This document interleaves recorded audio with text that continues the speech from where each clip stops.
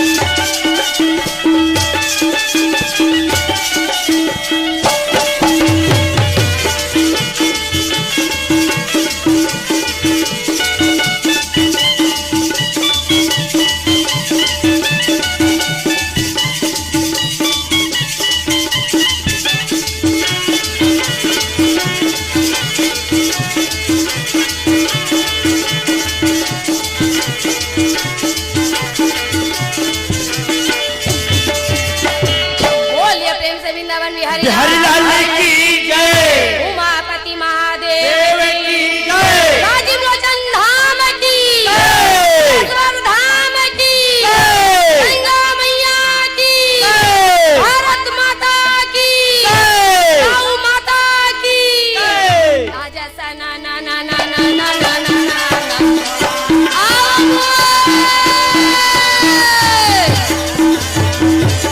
आओ केसो हे रागी आगा हर गुना गावा संगीता बजा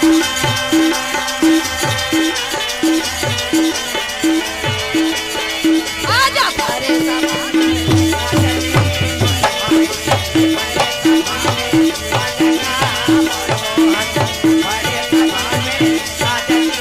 आजा भरे सभा में जी भरे सभा में जी भरे सभा में आरे राजा जन बजा बैठा मैं पुलिस पुकार करे रागी आरे गंगा किनारे तो संगम में राजा जन में जय रहा तो महाभारती कथा आजा ध्यान लगा के सुनने लगे हैं आजा भरे सभा में जी भरे सभा में जी भरे सभा में क्या दैया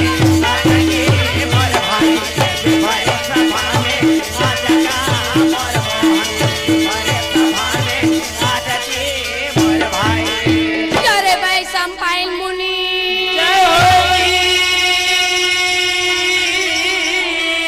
यार आज सुंदर प्रेम पूर्वक के साथ में कथा सुनाने लगे हैं रागी जन्मे जय राजा मोरा सुनन लागे भाई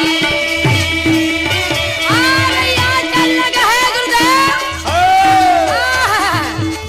अरे कहत लागे कुरुपति दुर्योधन अरे याद कहात लागे कुंती नंदनी अर्जुन अरे कैपले नगर में है रागी पांचों भाई पांडव अरे देखो कुरुपति दुर्योधन ला अरे आज राज्य मांगे बगा है लेकिन कुरुपति दुर्योधन ना करके कन्हैया वापस भेजे अरे आज रहा है धनुधारी अर्जुन आजे कन्हैया कर चलन लागे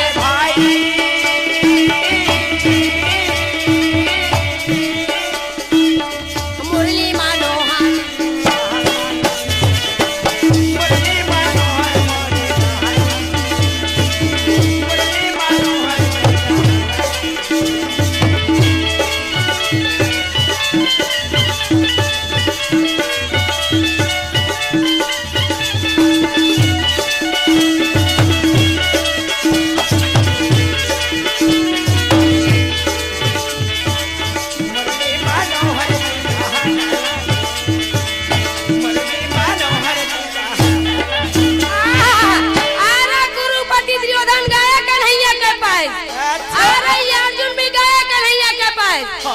लेकिन रगे अरे आज कुरुपति दुर्योधन मधुसूदन कन्हैया के अरे मूर्तरिया में जाकर बैठ गए।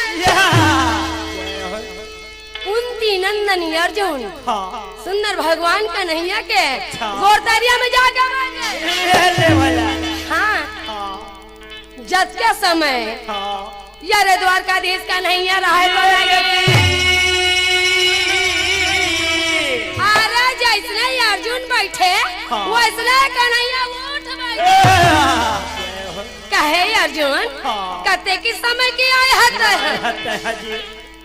मधुसूदन कन्हैया के डंडा सहरला पहिया लागो काहे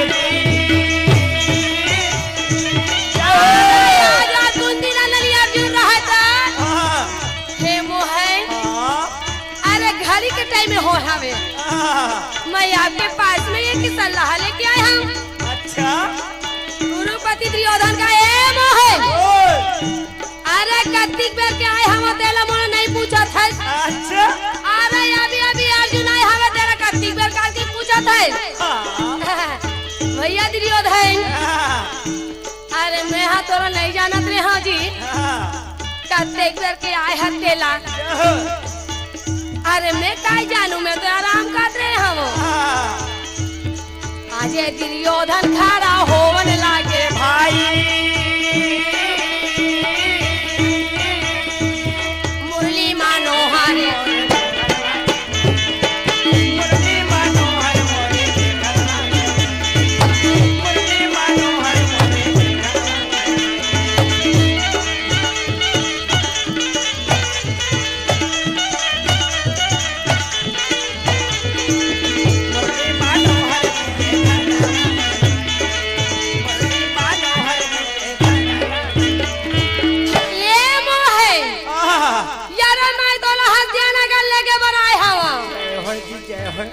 कन्हैया का थे भैया दुर्योधन काबर मोल लेके बराए हैं जी। अच्छा अरे मैं सेना तैयार कर डाले हूँ और कहूँ ला जाले लागी दुर्योधन के बात ले सुने मधुसूदन कन्हैया। अच्छा ये दुर्योधन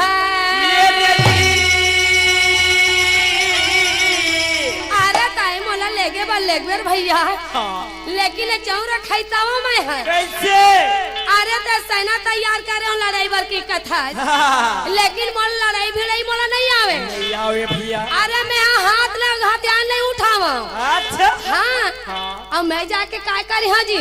अच्छा जी तोरे किलो किलो रहे 12 किलो किलो सामा मासी के चावल खैता बार हो। अच्छा कुरुपति दुर्योधन सोचे ये लेगो तो वास्तिकन में धरती गरू है खाए बोझे भला जाही काजी। हाँ ये लेगना बेकार है बेकार है। अरे ये लड़ाई नहीं करो की कहा थे तेरा लेग के बेकार करे कर जी चौर खैता। अरे मैं जैसे आऊँ तो वैसे तो मैं खाली हाथ तो नहीं जाऊँ। अच्छा यारे आज मधुसूदन कन्हैया द्वारकाधीश कन्हैया तो कहे भैया दुर्योधन काहे ला मांगना चाहता काहे ला लेगना चाहता बता ले भैया। अच्छा तो कहे अरे तोर सेना ला मोला दे दे। मधुसूदन कन्हैया रहे तो रागी मन में सोचने लगे विचार धारण करने लगे जी। यारे जाते कन्हैया के नारायण सेना री सावे रागी अरे कन्हैया माधुर मुस्कान मुस्कान करके कुरुपति दुर्योधन ला भैया जब भैया जेगा सेना ला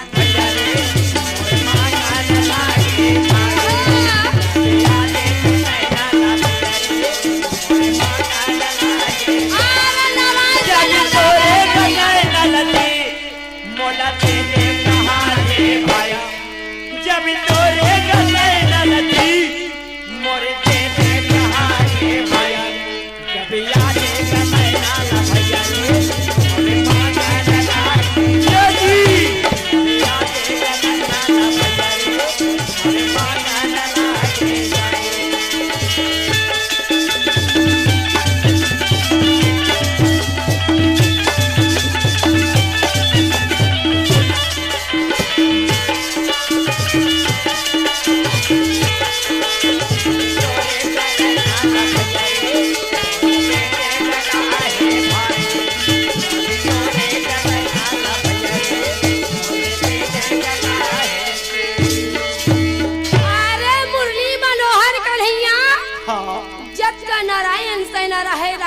अच्छा यारे कुरुपति दुर्योधन ला भेंट करने लगे हवे जी। जी अरे कुरुपति दुर्योधन हाँ। एक मन के अगर मोती नो है सागर जी अरे आज हाँ एक मन की अगर हो गए कुरुपति दुर्योधन। अच्छा जब द्वारकाधीश कन्हैया कहे अर्जुन अर्जुन जब तक नारायण सेनारी तत्काल दुर्योधन ला दे दे हाँ अब मैं तोला काला देव बोला काला देव जी तोर पर तो नहीं बातचीत भैया अते काला लाज में बताना रे भाई। अच्छा यारे कुंती नंदनी अर्जुन कहने लगे है रागी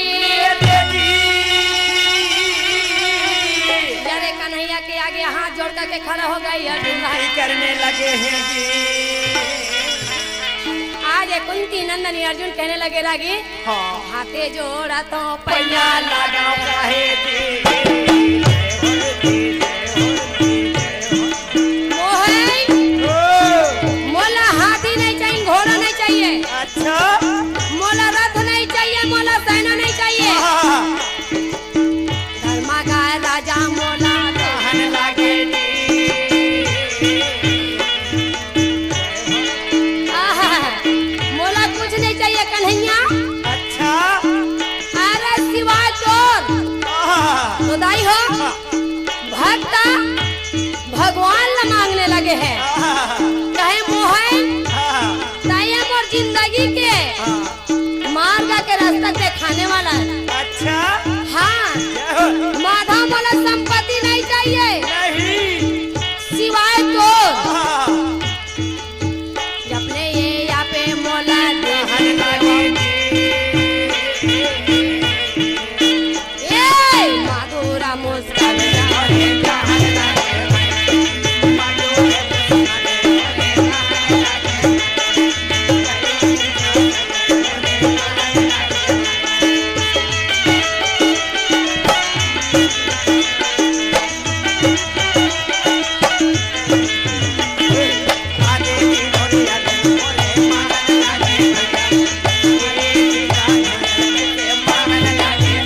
अरे अर्जुन कहे मोला कुछ नहीं चाहिए अच्छा सिर्फ हाँ। ताई हथियार नहीं उठाबे त काय छो जाए अच्छा जी लड़ाई नहीं करबे त काय छो जाए हाँ भैया यारे मोर रथ के बाग डोलते संभाल संभाल रहे जी भाई हाँ अरे जैसे रथ चलत रही हाँ। घोड़ा के बाग डोल तोर हाथ में जय हो भैया कन्हैया बड़ा प्यार से कहे वाह अर्जुन भैया तोर जैसे चतुर भक्त तो कोई नहीं है। अरे मैं यहाँ बाग डोर संभाल रहा हूँ चलो ठीक है भाई अच्छा लेकिन बड़का भैया इधर काय सोचे काय विचारे हवे अर्जुन अरे सेना के पूरा पूरा तैयारी करता रहे हाँ नहीं मोहन अरे बोला तो तोला का कथा तैयारी करना है अच्छा अरे बड़का भैया धर्मराज कर जाके तोला एक मात्र बताना है हाँ अच्छा जय हो तो कैसे जी अर्जुन हाँ जब लड़ाई करे बर तैयार हो गया हाँ सेना इकट्ठा तैयार का था हाँ यारे लड़ाई करे बर मैदान चुनौती कर डाले का अर्जुन भाई अरे चढ़ चढ़ चढ़ के घोड़ा जय हो बैठा रहे रथ में अर्जुन ला और बाग डोर संभाले कन्हैया मोर चला न लागे जी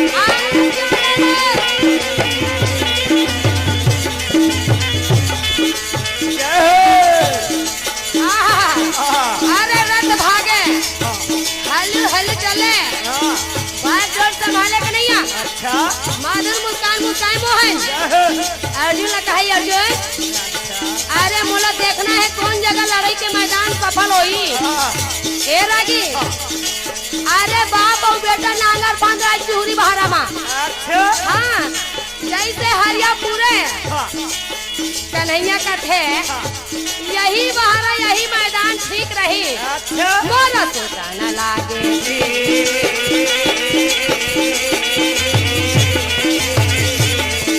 मोरा मोरा ये मनोहर गई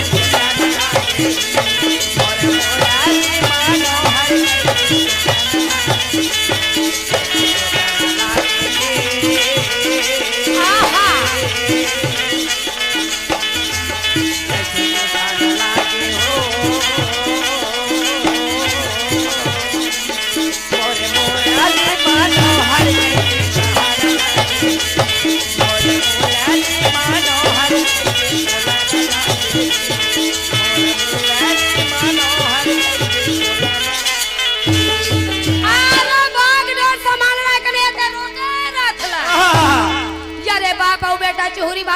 नांगर चलात रहे रागी। कति समय कन्हैया अरे माया की नाग बनावे। अच्छा अरे किसान के बेटा जाकर डसे जय हो। बाप के नांगर ही अगवाए बेटा के नांगर पछुआए है। अच्छा यारे वो की समय आज किसान के ऊपर बेटा रहा तो धरती में गिर पड़े रागी।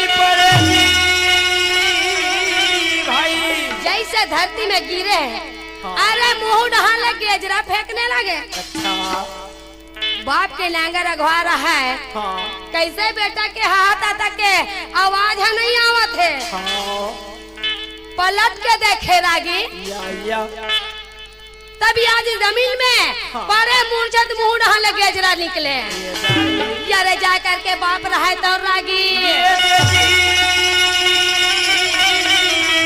ए बेटा अरे मोर हीरा अरे मोर लाला तोला हो कागे मोर बेटा। अरे मोर लाला किसान रहे तो बेटा ला गले से लगाए और बेटा के हाथ नाली लछुए थे हाथ नाली जुड़ा गया। यारे किसान बाप रहे तो रागी आज बेटा के लाश लेकर के लगे हैं। अरे बेटा के लाश ला मेड़ में लेके सुता दिए। राम राम कहे मैं बेटा के लाश ला पोटार के रोवा था तो मोर चूहरी बहारा जोताए बर परे रही। अरे एकर खेत काम के काट ले 5 दिन 7 दिन में फालतू काम हमारा भी उठा जाए। तेकर से बेटा के लाश ला में मेल में कर देता आया मोर चूहरी बहारा ला में काम ला संपूर्ण कर ले। बाप रहे तो रागी बेटा के लाश ला टलिया दी सब पर रहे तो हाथ आता नांगर जोतने लगे। यारे आज वो किसान के बहू रहे तो सुंदर बांसी धर के चलने लगे। कन्हैया द्वारकाधीश रहे तो माधुर मुस्कान मुस्काते रथ में बैठे। कहा ये बसियारिन जात कहाँ है? रानसिया रामा रानसिया रामा रामा भाई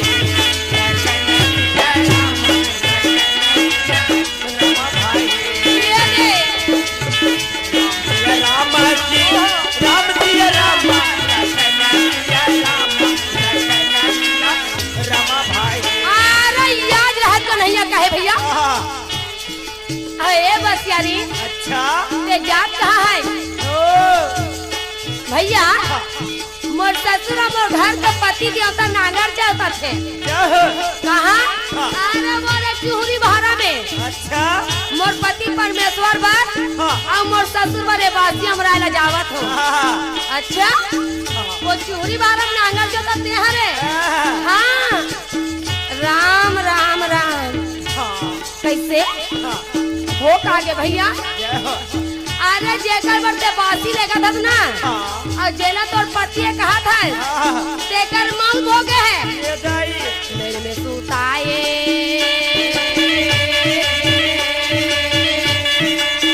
मेल में सुताए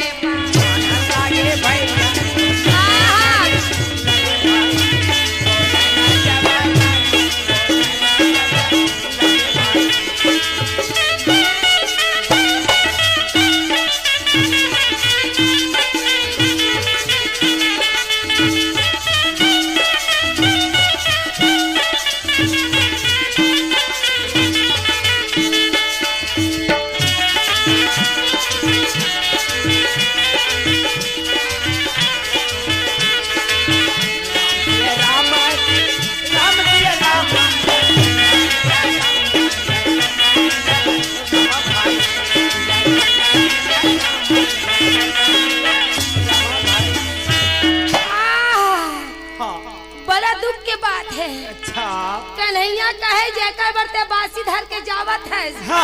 जेला ते पति परमेश्वर कहत है जे हाँ आज लोहा लाट कर याग है वो सर पर डस दे है।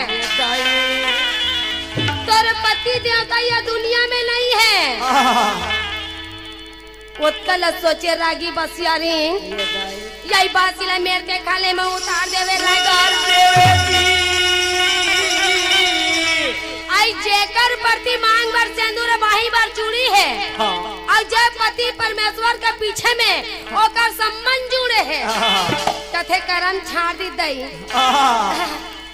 आई में हाय पति की के रहूं ये दाई तो मोर शरीर मार खा जाए अच्छा आ ये बासी खैता हो जाए तेकर ले बनथे थे ना यार आज बस यार इन सोच विचार करके रागी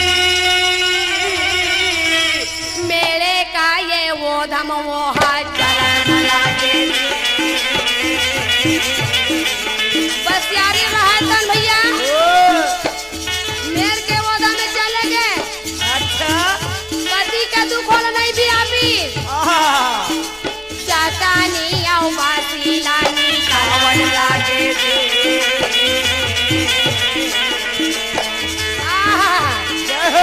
ये सुंदर ये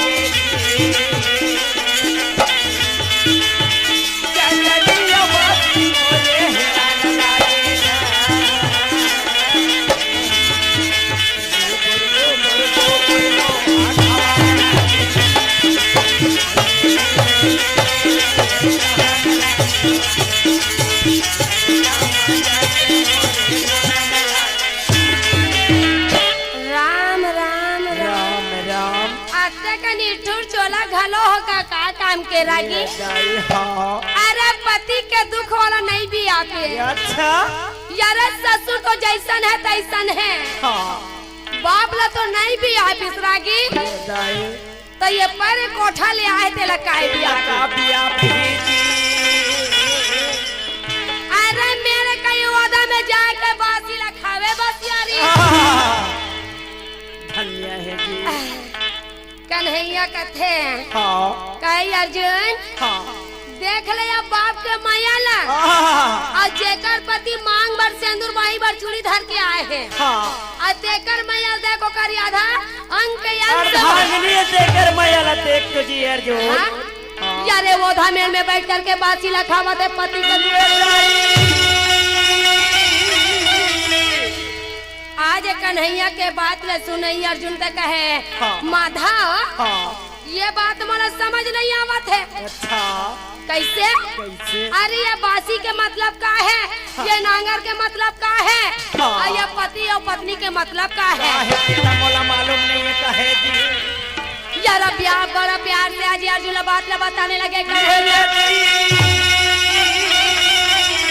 अरे अर्जुन कहे का कैसा ये बात ना मोर संपूर्ण समझा दे माधव अच्छा केसो कहीं ना जाइए क्या कहियो कहीं ना जाइए क्या कहियो केसो कहीं ना जाइए क्या कहियो तो कहीं ना जाइए क्या कहियो केसो कहीं ना जाइए क्या कहियो केसो कहीं ना जाइए क्या माधव मैं आपके आगे हाथ जोड़त हूँ ये बात ना मोला समझा देव तो आज कन्हैया कहे अर्जुन अरे यही ला कहे चूरी बहारा में बेटा ला सर पटा से बेटा प्राण किया गे अच्छा अरे पति और ससुर के माया बासी लाने तो आज बस यारी ला दुख नहीं भी आप इस पति के हाँ अरे यही बनी तुम्हार कुरुक्षेत्र मैदान तो कहीं ना जाइए क्या कहियो कहीं ना जाइए कन्हैया कहने लगे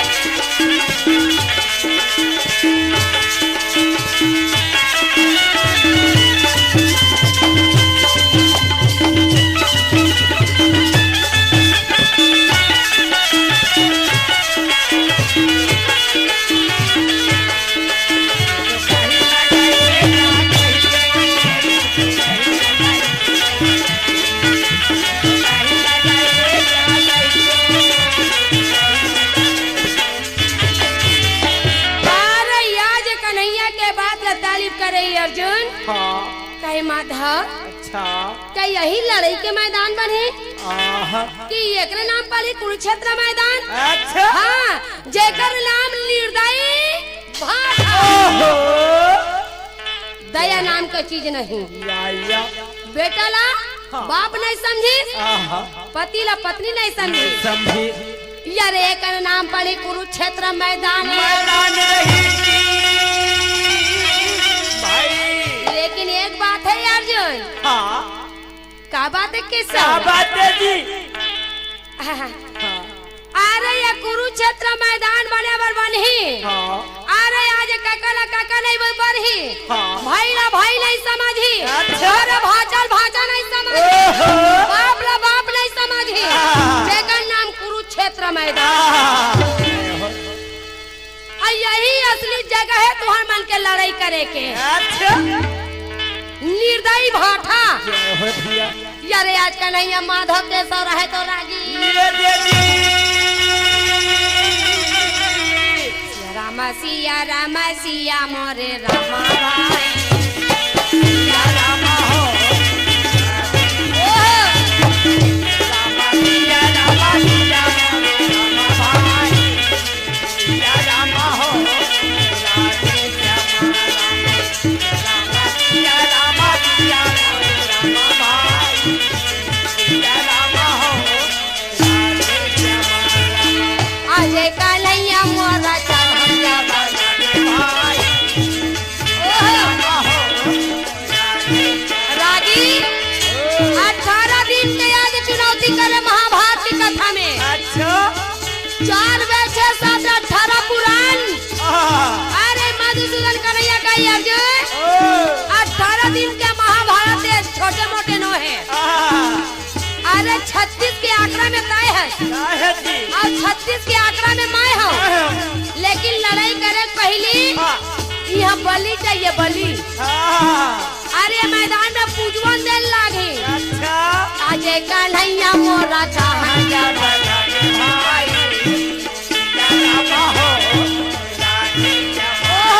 रागी ओतकी समय 3 तीर धर के कौन आवत रहा है?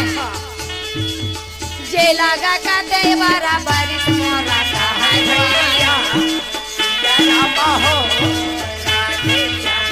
याद है।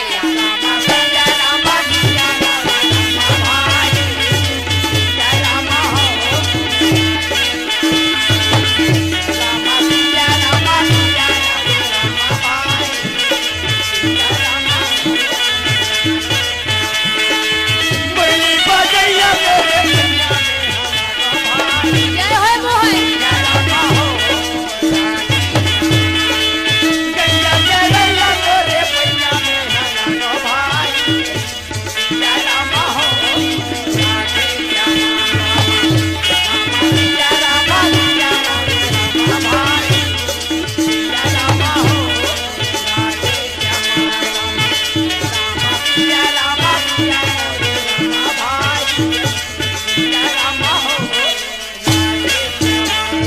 यारे 3 टन तीर कमान लेकर के बरबरी। अरे छोटे से बालक बरबरित रहा था, मारिया हुआ जहुआ रहेगा। जेकर ऊपर पड़ गए नजर कन्हैया के। ए अर्जुन ठहरो, ठहरो रथ ला रोको। रोको भैया। हाँ। काबा काबर जंगले जंगल रहेंगा तो आवा था तरमीर तरमीर। अच्छा ये नानची के 2.5 बीता के टूरा नहीं आते हैं। ये हाथ में काला धारे है जी। 1.5 फुटिया है काजी। और बाबा थोथना है। वाह देख बाबा उलझन का है। अरे आज रहा तो कहे रागी अच्छा ये नाच एक टूरा है। हाँ। ये हाथ में धर के काला आवत है। या यारे मधुसूदन कन्हैया मुरली मनोहर द्वारकाधीश। बड़ा माधुर मुस्कान मुस्का करके रागी हाँ। अरे अपन रूपला ब्राह्मण कर ले लिए। भैया अर्जुन कथे हाँ माधव हाँ यहाँ का तो लीला है। अच्छा अरे ब्राह्मण के रूप हाँ ए अर्जुन या ताइला नहीं जान सके। अच्छा ये बात न तोला बताऊं अर्जुन। ये देखी अरे याद रहे तो ये बरबरी घटोत्कच के बेटा येगा। अच्छा हाँ, अरे ही डबलिन के नाती। क्या अरे तीनों देवी के आशीर्वाद पड़े रहा है। अच्छा काली चामुंडा ही चंडी के है। अच्छा। और ये तीनों मंत्र वाहन करके 3 ठन तीर दे रहा है आज बरबरी सला। अच्छा यारे आशीर्वाद दे रहा है ही डबलिन रहा है तो ले जाई जब मैं तीनों देवी के आशीर्वाद पावत हूँ दादी, हाँ। लेकिन मोर मौत कर हाथ में हो ही। हाँ। बेटा जय हो। जाइए मोरी आशीर्वाद सदा ही कृपा बनाए रखे रहे। अच्छा हाँ, अजी कर तो कोई भी रूप में मिले। हाँ अरे वही कर तो अंतिम होई बरबरी। या जी लेकिन ते मार्गा के दर्शन झन छोड़बे धन बरबरी। छोड़ दे अरे जी कर तो कोई भी अतिथि मिल गए वही तोर भगवान वही तोर गुरु है। अच्छा ये सोच करके रागी हाँ हिडबनी रहा तो लिए आशीर्वाद दे रहा। आशीर्वाद देने लगे हैं जी बरबरिश रहा तो सुना रहा है कान में कि 18 दिन के महाभारत होने वाला है। अच्छा अरे घना घोल लड़ाई होने होने वाला है जी तो बरबरिश सोच के निकले रहा है घर ले कैसे। कैसे 18 दिन के लड़ाई मामूली लड़ाई नो हैगा। आहा दादा अरे खून खराबा जान लेवी के लेवा लड़ाई है। हाँ यार जेकर डान हार दी की तेकर डान में खड़ा हो ले करके। जाई अरे 3 टन तीर धर के आज बरबरी हाँ मोरे आजे बरबारी से जी मोरा आवाज लागे भैया मोरा छोटे भैया बाल मोरा चाला चाला भैया ये आवाज ना पूरा के भैया रे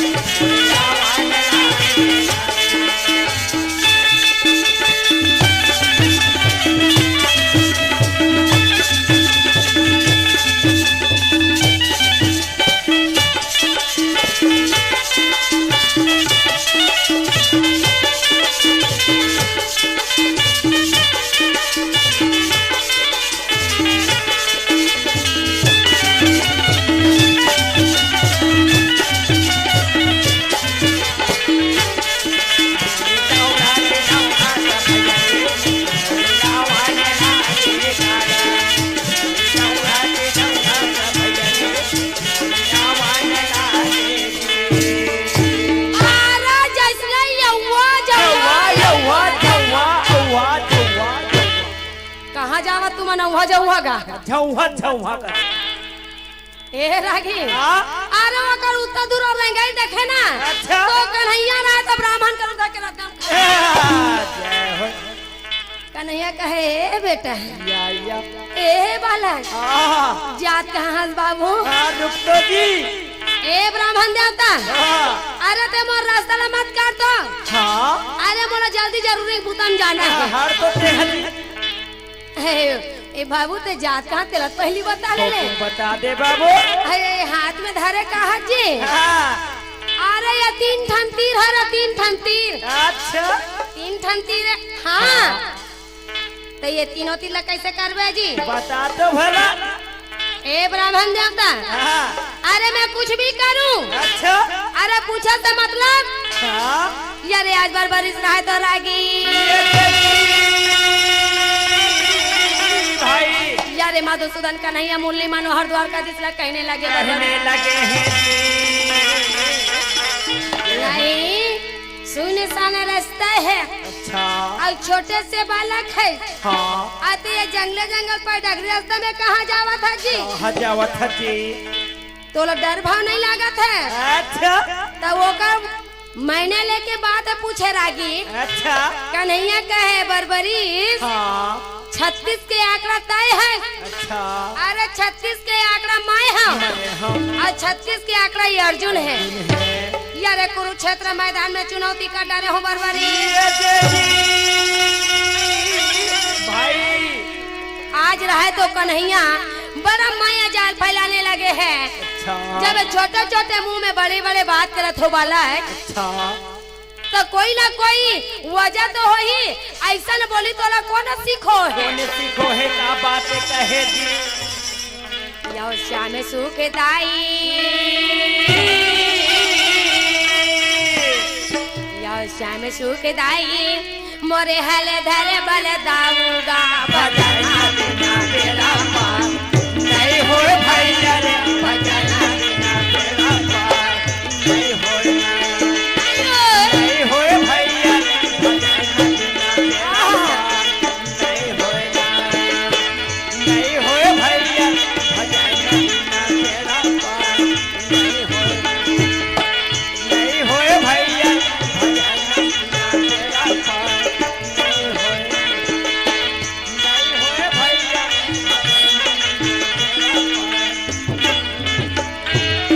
बोलिए प्रेम से वृंदावन बिहारी भगवान लाल की जय। उमापति महादेव देव की की जय। राजीव लोचन धाम की जय। ईश्वर धाम की जय। गंगा मैया की जय। बोलिए श्री कुलेश्वर महादेव की जय। जननी बनकर के तुम सुंदर लोरी गाती हो, जननी बनकर के तुम सुंदर लोरी गाती हो, रक्षा सूत्र बांधकर भाई की कलाई सजाती हो, बनकर पत्नी तुम सातों वचन निभाती हो, घर आकर बेटी बनकर सुंदर किलकारी गुंजाती हो। तुम ही तो लक्ष्मी बाई हो, तुम ही तो इंदिरा गांधी हो, आन पड़े जब घर पर विपदा रणचंडी तुम बन जाती हो, रणचंडी तुम बन जाती हो। जी हाँ साथियों, आज हमारी माताएं किसी भी क्षेत्र में पीछे नहीं है और इसका प्रत्यक्ष उदाहरण आपके सामने है। जिस बेबाक शैली से आपने छत्तीसगढ़ की लोक विधा पंडवानी का यहाँ पर बहुत ही मधुरम सी जो प्रस्तुति दी है, दर्शकों को सराबोर किया है। जोरदार करता ध्वनि के साथ स्वागत कीजिएगा, अभिनंदन कीजिएगा हमारे बीच उपस्थित कलाकार जनों का। और आपके ससम्मान इस मंच से विदाई के लिए मैं आमंत्रित कर रहा हूँ हमारे इन प्रबुद्ध जनों को। आदरणीय श्री जितेंद्र गुप्ता जी, पार्षद प्रतिनिधि नगर पंचायत राजीव, आदरणीय श्री मालिक वर्मा जी, अध्यक्ष दसमत नाचा पार्टी सिमगा, आदरणीय श्री रमेश पहाड़िया जी, वरिष्ठ पत्रकार राजीव। आप सभी प्रबुद्ध जनों से मेरा विशेष आग्रह निवेदन कि आप आएँ और हमारे बीच अभी मंचासीन जय गुरुदेव पंडवानी शुक्ला भाटा धमतरी आदरणीय गंगाबाई मानिकपुरी एवं समस्त कलाकार साथियों का ससम्मान इस ज्ञान मंच से विदाई के लिए आप आइए, गुलदस्ता प्रतीक चिन्ह सप्रेम भेंट कर इन्हें ससम्मान इस मंच से विदाई प्रदान कीजिएगा। आदरणीय जितेंद्र गुप्ता जी, आदरणीय श्री मालिक वर्मा जी, आदरणीय श्री रमेश पहाड़िया जी।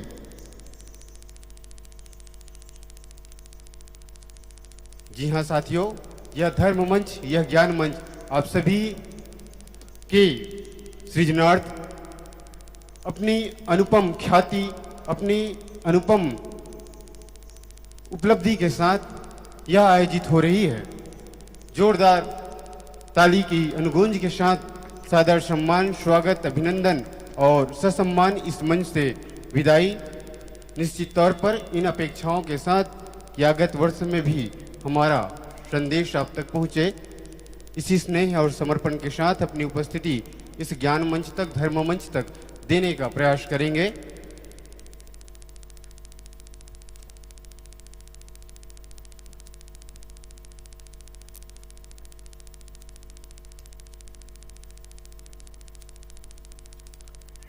लीजिएगा, सादर साधुवाद ज्ञापित करते हैं हम आपकी इस अनुपम और मधुरम प्रस्तुति के लिए। और लीजिए, सादर से सम्मान आमंत्रण मैं संप्रेषित कर रहा हूं छत्तीसगढ़ की एक और प्रमुख लोक कला, लोक विधा जो